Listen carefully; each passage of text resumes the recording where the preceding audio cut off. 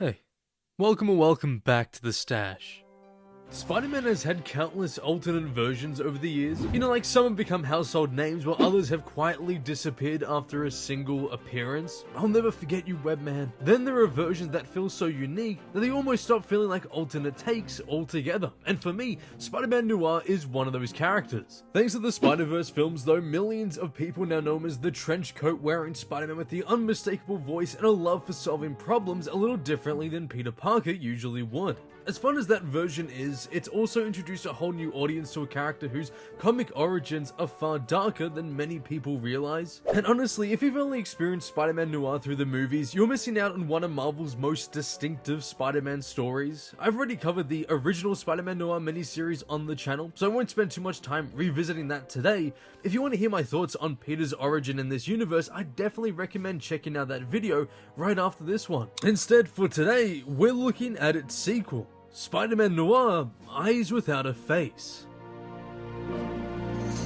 Eyes Without a Face is a 4-issue miniseries that picks up after the original story and asks a simple question: what happens next? Rather than trying to reinvent this version of Spider-Man like the current series is shamelessly trying to do, it opts to instead expand his world. Peter has settled into his role as the city's masked protector, yet New York City is still drowning in corruption. Crime hasn't disappeared, justice is still hard to find, and every night Spider-Man heads out knowing the odds are stacked against him. That's what immediately grabbed me about the series. It's a very grounded crime story that fully embraces its noir setting, and because of that, I found myself completely absorbed every time I picked up an issue. The atmosphere is incredible, the mature themes are handled with such confidence, and Peter Parker continues to prove why he's one of Marvel's greatest characters regardless of the universe he's in. Now, for me at least, I don't quite think Eyes Without a Face reaches the same heights as the original. It's still insanely good, don't get me wrong, but there's just something about the classic series. Even so, I came away genuinely impressed, with my biggest criticism not even being about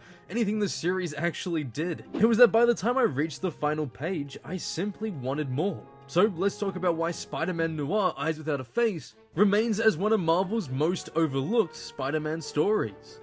But hey, real quick, here at the Stash we're swinging for 30,000 subscribers, and you know what they say, with great power comes great responsibility. So if you're into Spider-Man and comic book deep dives, feel free to hit subscribe. We also want to give a massive thank you to channel member Dragon Kingery for not only requesting this video through the membership, but also for the countless months of support. Seriously, thank you so much. With that all said, let's get right back into the video. Now, writing a sequel is never easy. You have to give readers something familiar while also giving them a reason to come back. If you play too safe, the story feels unnecessary. If you change too much, you risk losing what made the original work in the first place. And, I think Spider-Man Noir, Eyes Without a Face finds a really nice balance. Instead of reinventing this universe, it simply builds on it. Right from the opening issue, the series assumes you've already experienced Peter Parker's origin and simply ask where his journey goes next. Peter already feels very established, as he should. He's more experienced than he was before, more confident in his abilities, and yet he never comes across as invincible. Every time he puts on the mask, it still feels like there's a genuine risk involved. This version of New York hasn't suddenly become a safer place just because Spider-Man exists. Corruption still controls the streets, organized crime is still everywhere, and Peter knows he can't fix everything on his own. It's a story choice that always works well with the webhead, because Spider-Man, in my opinion, has always been at his best when he's fighting an uphill battle, and that's exactly what this series captures. It also helps considering just how grounded all the villains here actually are. What also really impressed me is that despite how bleak this world is, Peter never loses what makes him Spider-Man. He's still compassionate, still puts himself in danger for complete strangers, and still believes one life is worth saving, even if he can't save them all. I think that's incredibly important. Whenever writers tackle a darker version of Spidey, there's always the temptation to make him cynical or ruthless, but Eyes Without a Face never falls into that trap. Peter is surrounded by darkness, but he never lets that darkness define him. Instead, it's his willpower and determination that stand out against everything happening around him. The sequel also does a great job of showing Peter's growth without dramatically changing who he is. He feels like someone who's learned from the events of the first series. He's more measured in the way he approaches danger and more aware of how the city operates, but he still makes mistakes and even finds himself overwhelmed. Plus, this also plays massively into with his relationship with Felicia. I think that it shows growth in the character. Even if it's so messy of a relationship, it still adds to the overall expansion of the lore for Spider-Man Noir. It's a balance that the story needed, and one I'm glad it got extremely right. But above all else, the atmosphere has got to be the biggest strength of this comic. Every page feels soaked in tension. The streets never feel welcoming, with every alleyway looking like somewhere you'd avoid after dark, and even the quieter moments carry a sense that something could go wrong at any second. That's exactly what I want from a noir story. New York is filled with desperate people trying to survive however they can. Some choose to do the right thing, while others are consumed by greed, fear, or ambition. The city constantly reminds you that Spider-Man is fighting something much bigger than one criminal organization. The series also deserves credit for how confidently it handles mature themes.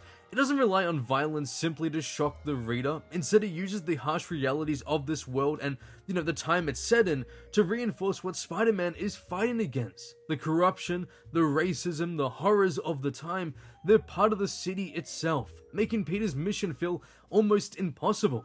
Yet no matter what, he goes out every night anyway, doing his best to save his world. That's what I love most about this comic. No matter how dark things become, Peter Parker never stops believing that helping people matters. He knows he can't save anyone, but he refuses to let that stop him from saving someone. To me, that's Spider-Man, and that's why Eyes Without a Face works so well as a sequel. It expands this world. It develops its version of Peter Parker, and it draws you so deeply into its atmosphere that within no time, you're no longer comparing it to the first miniseries. You're simply invested in where this story is going next.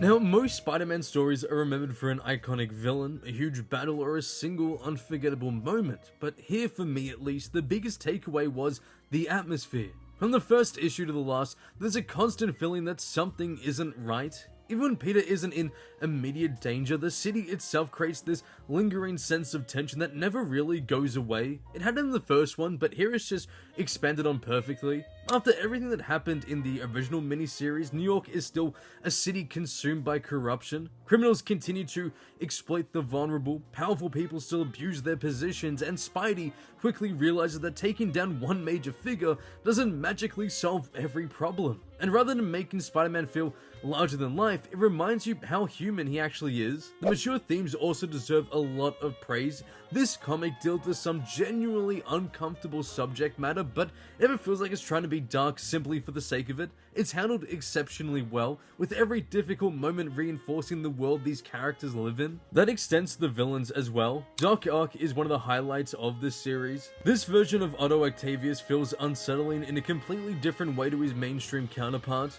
Rather than relying on spectacle, the comic focuses on his intelligence and his complete lack of empathy. I mean, he is a Nazi, so yeah. Crime Master is another great addition. I've always enjoyed Spider-Man stories that lean into organized crime, and Crime Master fits naturally into this world. The supporting cast also, benefits from this grounded approach as well, with some much needed new additions like the Robertsons, Jean DeWolf, and Mary Jane Watson. Everyone has something to lose, and because of that, the emotional stakes feel much stronger, especially when it comes to someone like Felicia Hardy. So when something bad happens, the consequences don't disappear a few pages later, like they are fully felt within the story. Characters carry these experiences with them, making the world feel far much more believable than many other superhero comics. That idea of consequence might actually be one of my favorite aspects of the entire series. Everything matters. The choices these characters make have long-lasting effects, and Peter himself is not immune to that. But of course, none of this would work without the artwork. Carmine Di Giandomenico's art is absolutely fantastic throughout the series. The heavy shadows, expressive faces, and detailed environments perfectly capture the tone of the story. Every page looks like it belongs in a classic noir film. It's one of the reasons I became so invested while reading. The writing and the visuals just constantly support one another, making it incredibly easy to lose yourself in this world. So by the time I reached the final issue, I realized I wasn't rushing to see how the story ended because I simply didn't want it to end. And that brings me to my biggest criticism. It's only 4 issues long. Honestly, I think that's the comic's biggest weakness for me, even if that's just the format the 2 Noir series decided to go with. It just feels like this universe has so much to offer. I wanted another mystery, another adventure, another opportunity to spend time with this specific version of Peter Parker. It's a real shame that, at least to my knowledge, we never got another series properly continuing this noir world. Overall, I think Spider-Man Noir, Eyes Without a Face is a comic that's well worth your time. I'd comfortably say it's genuinely a great read that continues the stories of this world in a very satisfying way. It might not quite reach the incredible standard set by the original series for me, but it never really needed to. Instead, it builds naturally on what came before, giving us another look at one of Marvel's most unique versions of Peter Parker while fully embracing everything that makes the noir setting so compelling. How by the time I reached the end, I wasn't ready to leave this world behind. And when a comic leaves you wishing there was another volume waiting on the shelf, I think it's a pretty good sign that the creators got something right. It's an overlooked sequel that deserves far more attention, and I think that it just proves how versatile Spider-Man can be when talented creators place him in a completely different setting, but that's just my opinion. I'd love to know what you think down below. Have you read Spider-Man Noir Eyes Without a Face? If you have, where would you rank it alongside the original miniseries? Let me know down below in the comments section, because I'm always interested to hear your thoughts. If you enjoyed this video, don't forget to leave a like and subscribe if you're new to the channel. We've got plenty more Spidey reviews, classic comic discussions, and hidden gems on the way. So if that sounds like something you'd enjoy, I'd love to have you here. As always, thank you so much for watching, and I'll see you in the next one.